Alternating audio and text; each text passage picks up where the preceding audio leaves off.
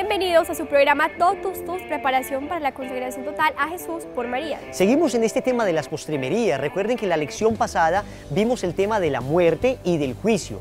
Recuerda que postremerías son realidades últimas del hombre. Hoy vamos a ver un tema increíble. Hoy vamos a hablar acerca del infierno. ¿Qué pasaría si te murieras en este momento? ¿Crees que te irías para el infierno?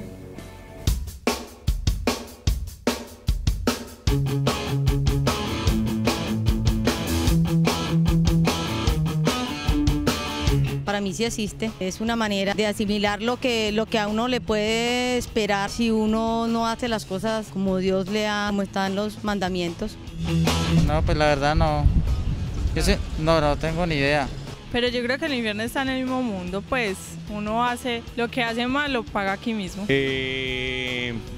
Este mundo. El infierno no creo como la posición religiosa del bien y el mal, sino más bien como una concepción cultural desde los arquetipos griegos. ¿Qué más condena que tú te portes mal y todo se te devuelva? Todos los que tenemos la cultura occidental vamos a pensar en el infierno porque está en nosotros. Pues yo creo que es más que todo inventado, pues que lo ha inventado la sociedad, porque hay algo bueno en que creer, entonces también debe haber algo malo pues para creer. De acuerdo a tu comportamiento en vida, obtienes algo después de la muerte.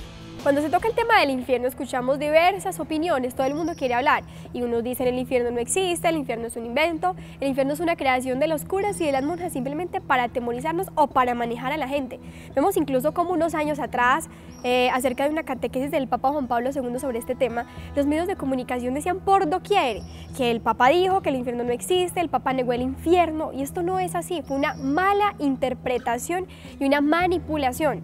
Cuando te digan a ti que el Papa Juan Pablo II dijo que el infierno no existe, pregúntale, bueno, ¿dónde lo dice? Muéstramelo. ¿Dónde y cuándo lo dijo? Te vas a dar cuenta que no es así. No podrán nunca demostrarlo porque el Papa jamás diría algo que contradiga objetivamente las Escrituras, por Dios. Es que hemos pasado de un extremo a otro, Juliana. Por una parte, es cierto, hay que reconocerlo con un poco de tristeza, que en tiempos pasados se llegó a decir que Dios era un Dios castigadorcísimo, que estaba con un látigo esperando a que fallaras para darte garrote, que estaba allí con un trueno esperando que cayeras para condenarte. Y es cierto que muchas personas empezaron a pensar que los mandamientos de Dios se deben cumplir con una rigidez absoluta y que si miro para un lado, si miro para el otro, entonces Dios me va a condenar y me va a castigar.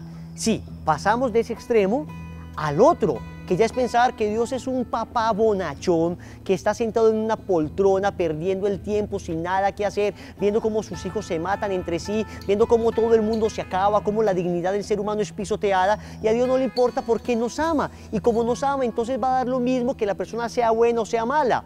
En el fondo eso no es un amor verdadero.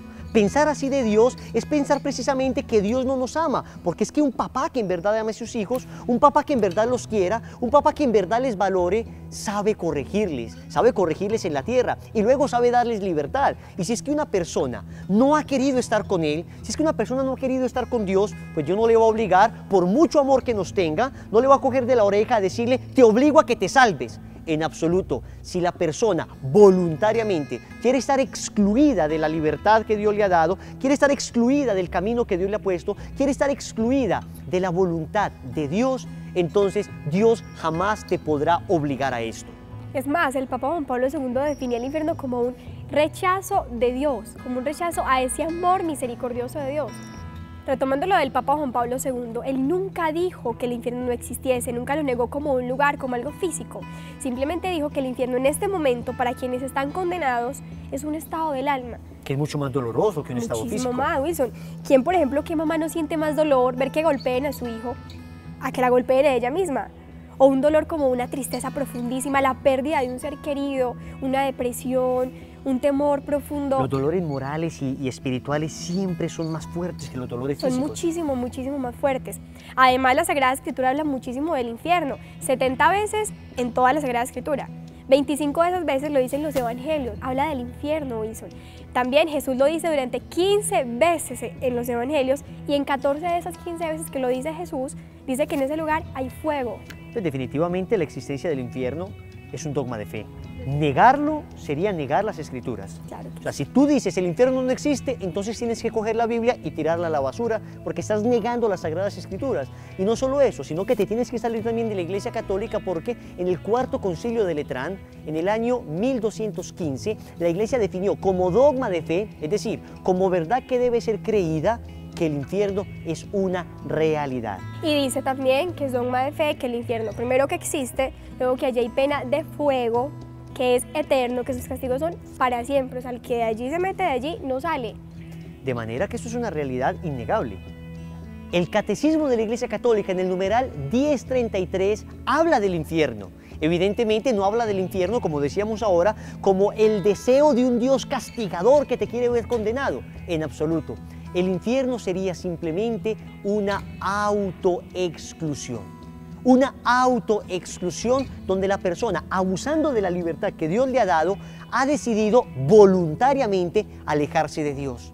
Yo recuerdo que una vez estaba en el Santísimo rezando, en el Santísimo Sacramento del altar, y entonces estaba meditando este tema del infierno. Y le pregunté al Señor en el Santísimo, le dije, amado Jesús, ¿cómo es posible que haya gente que se condene si tú nos amas tanto? Y entonces yo sentía que el Señor me respondía al corazón. Digo, no escuché ninguna voz, simplemente escuché como una emoción interna que el Señor me decía que yo les ame no significa que los que se condenen me amaron. Que yo les ame no significa que ellos me amen a mí. Ahí está la respuesta. El infierno no es la negación del amor de Dios a la criatura. Es la negación del amor de la criatura a su Dios. Es cuando la criatura le dice a Dios, mira, yo no quiero estar contigo, no me interesas en lo más mínimo, tu plan puede ser muy chévere, pero a mí no me interesa, luego yo hago una vida aparte de tu voluntad. Eso es el infierno. Entonces la persona decide alejarse de Dios durante toda su vida y luego en el momento de la muerte va a vivir eternamente como vivió en la tierra. Si vivió alejado de Dios en la tierra, Julianita, vivirá eternamente alejado de Dios. Entonces Dios no le va a coger de la oreja a decirle en el momento del juicio, hágame el favor y se me va para la nube 48 y ahí te me vas a meter porque te ordeno que te salves. No. Si nos dio libertad, entonces Dios va a ver que la persona por sus propios pies se va a ir a la condenación eterna, dado que la persona no quiso seguir los mandatos de Dios. Y Dios va a llorar. A Dios le va a doler profundamente y sin embargo no puede hacer nada para evitarlo porque Él nos dio libertad y porque esa libertad que nos dio en el momento de crearnos no se puede negar. Y siempre la va a respetar. Yo diría que el infierno es la mayor prueba de que tenemos libertad y que Dios respeta esa libertad. Vamos a ver entonces a lo largo de este programa cuáles son los dos castigos fundamentales que recibe un condenado en el infierno.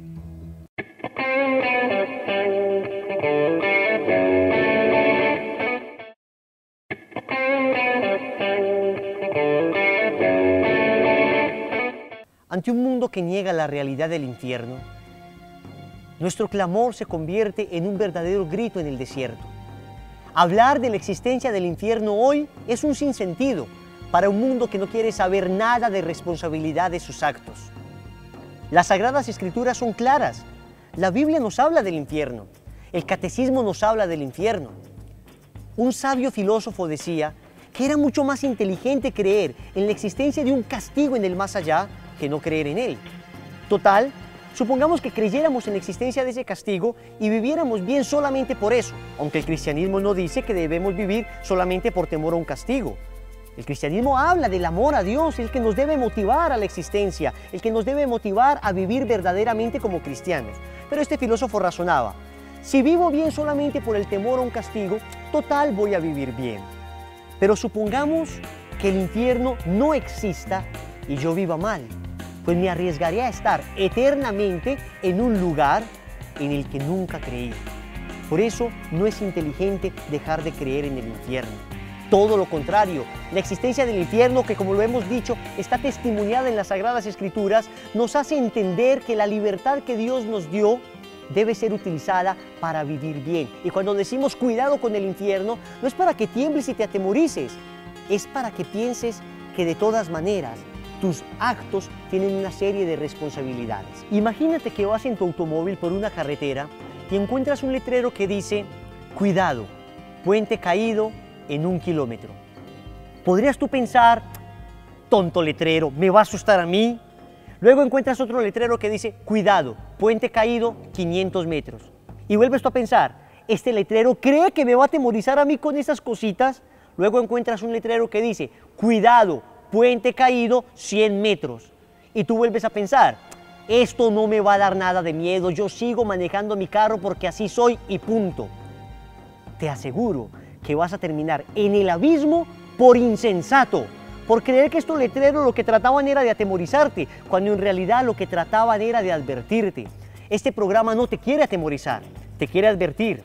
Te quiere advertir con mucha claridad que hay un abismo al que tú y yo podemos caer y que si no prestas atención a este abismo, entonces es muy probable que llegues a él. Y disculpa que te hable así de fuerte, pero es una realidad. Es el mismo Señor el que lo dice. Evangelio de San Mateo, capítulo 25, versículo 41. Entonces también dirá a los de su izquierda, apartaos de mí, malditos, al fuego eterno preparado para el diablo y sus ángeles. Dos cosas dice el Señor en este texto bíblico. Apartaos de mí e id al fuego eterno. Estas son las dos penas tradicionales de las que habla la Sagrada Escritura, que ha entendido siempre la Iglesia que se padecerán en el infierno. La primera pena es apartarse de Dios. Se llama la pena de daño. No volver a ver a Dios. Y la segunda pena es al fuego eterno, la pena de los sentidos. En el primer caso, la pena de daño consiste precisamente en el dolor más grande del infierno. El dolor de haber visto a Dios cara a cara en el momento del juicio, de haber visto en Él tanto resplandor, tanta bondad, tanta alegría, de haber encontrado en Dios aquel que llena los anhelos más profundos del corazón. Lo que busqué durante mi vida con el pecado, finalmente lo encuentro con Dios. Y luego, por mi propia necedad, por mi propio pecado, tener que apartarme de Él para siempre. Como vimos, esta primera pena del infierno, que es la pena de daño, esa privación total del amor, de la misericordia, de la presencia de Dios, es la más terrible. Pero también hay otra pena, que es la pena de sentido. Es decir, si yo ofendí a Dios en mi cuerpo, también sufriré en mi cuerpo. Cristo habla en Marcos 9:42, repite 3 veces que en el infierno hay un fuego inextinguible, un fuego que quemará nuestros sentidos, pero un fuego que en este momento también experimentan estas almas que ya están condenadas, el fuego que tal vez es lo más terrible que le puede pasar a nuestro cuerpo, que es profundamente doloroso, pero que también en este momento no sabemos de qué manera esas almas lo pueden experimentar. Lo pueden sentir, ese fuego que las devora. Pero no solo nuestros sentidos exteriores serán atormentados, sino que todas nuestras facultades padecerán. Nuestro entendimiento y nuestra voluntad serán atormentados por esta pena de daño, por esa privación total de Dios, del amor, de la misericordia, de la paz, de la alegría. Nuestra memoria será atormentada porque se recordará cuántas veces Dios nos dio una oportunidad para arrepentirnos. Recordaremos aquellos momentos en que Dios nos llamó a través de una enfermedad, a través de una dificultad, a través de un accidente, a través de un sufrimiento y no quisimos hacerle caso. Nos atormentará el saber que nos condenamos por pura soberbia, por no hacer un acto de humildad, por no reconocer nuestro pecado y pedir perdón.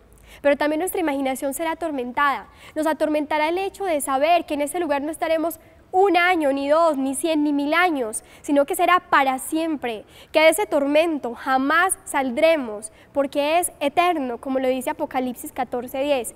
Serán atormentados día y noche por los siglos de los siglos. He ahí ese gran tormento que Dios preparó, no para sus hijos, porque Él mismo lo dice en Mateo 25:41, y del fuego eterno preparado para el diablo y sus ángeles. No lo preparó para ti, no lo preparó para mí, lo preparó para el demonio, pero Él respeta nuestra libertad. Y aunque le duela saber que su hijo se condena, Él respetará tu decisión y la mía.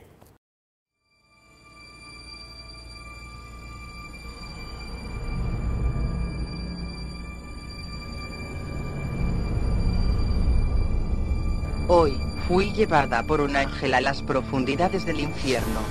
Es un lugar de gran tortura. Qué imponentemente grande y extenso es. Los tipos de torturas que vi. La primera que constituye el infierno es la pérdida de Dios. La segunda es el eterno remordimiento de conciencia.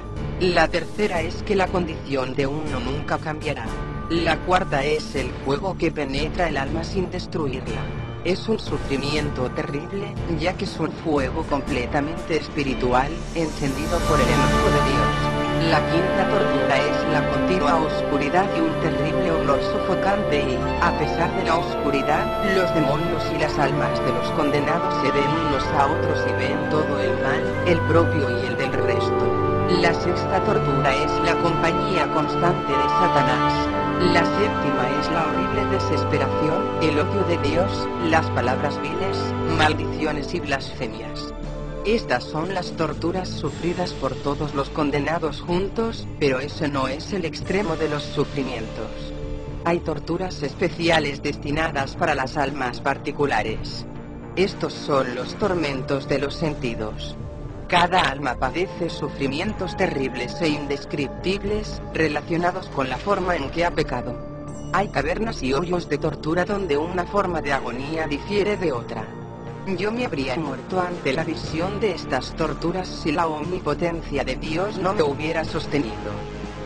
Debe el pecador saber que será torturado por toda la eternidad, en esos sentidos que suele usar para pecar.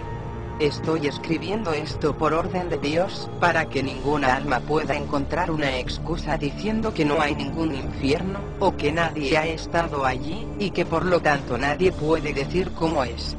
Yo, Sor Faustina, por orden de Dios, he visitado los abismos del infierno para que pudiera hablar a las almas sobre él y para testificar sobre su existencia.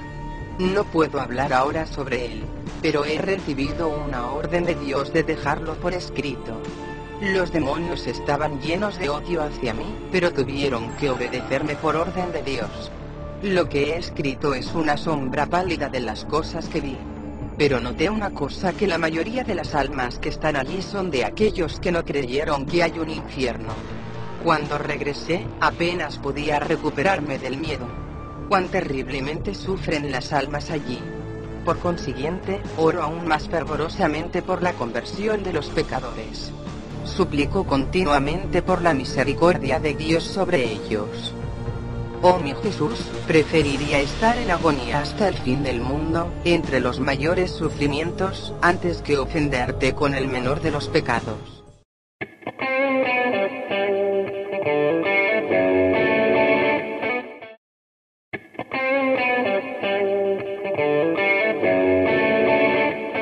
Una de las cosas más terribles del infierno es su eternidad. Cuando una persona se condena, detrás de él se cierra una puerta que dice para siempre. Una puerta que dice, aquí se pierde toda esperanza. El condenado sabe que cuando se cierre esa puerta pasarán cientos de miles de años y de allí nunca saldrá. Alguien decía que un condenado estuviera dispuesto a caminar la distancia que separa la tierra de la luna, llena de vidrios, de rodillas, 1000 veces si fuera necesario, con tal de saber que algún día saldrá del infierno. Sin embargo, pasarán años, miles de años, cientos de años, y seguirá allí el pobre condenado, remordiéndole la conciencia por saber que no se condenó porque Dios quisiera que se condenara. Se condenó sencillamente porque no se quiso arrepentir, porque despreció todas las oportunidades que Dios le dio para arrepentirse, porque un programa como este, que Dios le puso para que se arrepintiera, para que cambiara de vida, para que empezara de nuevo, para que volviera a los brazos del Padre que los tiene abiertos para abrazarle, lo quiso despreciar. No quiso sencillamente amar a Dios, quiso seguir amándose a sí mismo, y por eso el infierno es eterno en remordimiento. Y es por ello que nuestra Santísima Madre, la Virgen María, viendo el dolor de las personas condenadas, sus padecimientos, por eso ella en cada una de sus apariciones, siempre ella tiene una súplica que es reiterativa, donde ella nos pide, por favor, oren, hagan mortificación, hagan penitencia por los pecadores, hagan penitencia para que las almas se conviertan y no se condenen, porque ella sabe el suplicio eterno que nos puede esperar. Hay imágenes de la Virgen que están llorando, imágenes de nuestro Señor Jesucristo que están llorando. Imágenes que muestran el dolor que siente Dios por la condenación de las personas. Les digo que si ellos se callan, las piedras gritarán, dijo el Señor Jesús a los fariseos en la entrada triunfante a Jerusalén cuando le aclamaban como el Mesías. Pues precisamente porque todo el mundo se calló, porque ya nadie habla del infierno, porque ya nadie habla de estas realidades, porque desgraciadamente hablar de estos temas es un tabú. Y quienes nos atrevemos a hablar de esto somos condenados de retrógrados, de conservadores, de ultraderecha. Entonces las piedras están gritando. Y por eso las imágenes de la Virgen Juliana están llorando, llorando porque las personas se están condenando. Cuando la Virgen María se aparece en 1917 a los 3 pastorcitos de Fátima y les muestra el infierno a estos pastorcitos, a estos niños, les muestra cómo la gente se condena, entonces la Virgen María les dice: penitencia y oración. Penitencia y oración por los pobres pecadores, para que se conviertan y para que cambien, para que el influjo satánico en la conciencia de ellos se aleje y puedan empezar un proceso serio de cambio. Y el Papa Pío XII decía que lo que más le sorprendía a él de la aparición de Fátima era precisamente eso. Decía el Papa Pío XII: oh misterio sublime, oh misterio insondable, que la salvación de muchas almas dependa de nuestra oración y mortificación por ellas. Y también, entonces, la invitación es en este programa, Wilson, no solo a que oremos por las almas y hagamos penitencias, sino a que nos revisemos nosotros mismos. ¿De qué me valdría a mí salvar miles de almas si no salvo la mía primero? Recordemos que ¿quiénes van al infierno? Las personas que mueren en pecado mortal. Las personas que mueren lejos de la gracia de Dios, lejos de la amistad de Dios. Por eso, si estás en pecado, si vives en enemistad con Dios, ve y confiésate y empieza a vivir una vida de virtud, una vida de santidad. No vaya a ser que por la forma como estoy viviendo ahora, me gane una eternidad desdichada completamente. Finalmente queremos decirles que queremos vivir bien, en gracia de Dios, no por temor al infierno, por amor a Dios más bien, por amor a ese Dios que tiene sus brazos abiertos para perdonarnos, para recibirnos. No es el temor a un castigo, sino el amor a un Dios misericordioso que abrió sus brazos en la cruz para abrazarnos, para abrazar a toda la humanidad en todos los tiempos, para limpiarte y purificarte de tu pecado. Te lo hemos dicho muchas veces, hoy te lo repetimos: acércate al sacramento de la reconciliación.